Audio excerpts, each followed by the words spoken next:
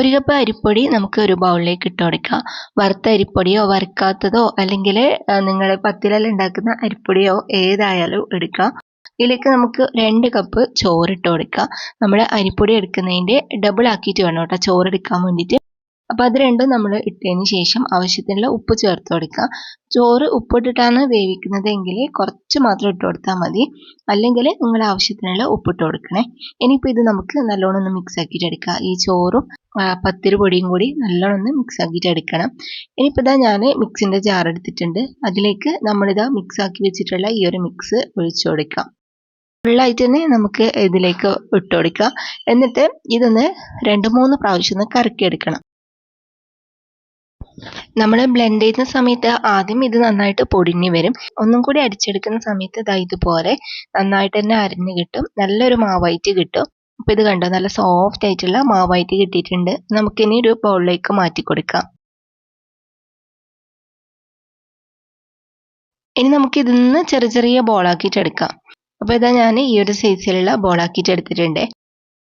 ഇനിയിപ്പോൾ നമുക്കിത് ഇതുപോലത്തെ ഒരു പ്ലാസ്റ്റിക്കിൻ്റെ കവർ എടുത്തിട്ട് അതിൽ കുറച്ച് ഓയിൽ തേച്ച് കൊടുത്തതിന് ശേഷം അതിൻ്റെ മുകളിലേക്ക് നമുക്കിത് ഈ ഒരു ബോൾ ഇങ്ങനെ വെച്ച് കൊടുക്കാം. എന്നിട്ട് ഇതേപോലെ മടക്കിയിട്ട് ഒരു പ്ലേറ്റ് വെച്ചിട്ട് നല്ലോണം ഒന്ന് പ്രസ്സാക്കി കൊടുക്കണം. അപ്പോൾ നമ്മൾ നല്ലോണം പ്രസ്സാക്കി കൊടുക്കുമ്പോൾ ഇതുപോലെ പരത്തി കിട്ടും. എന്നിട്ട് ഷേപ്പ് വേണമെന്നുണ്ടെങ്കിൽ ഇതുപോലെ ഒന്ന് കട്ട് ചെയ്ത് കൊടുത്താൽ മതി. അപ്പോൾ എല്ലാം നമ്മൾ ഇതേപോലെ തന്നെ റെഡിയാക്കിയിട്ട് എടുക്കാം.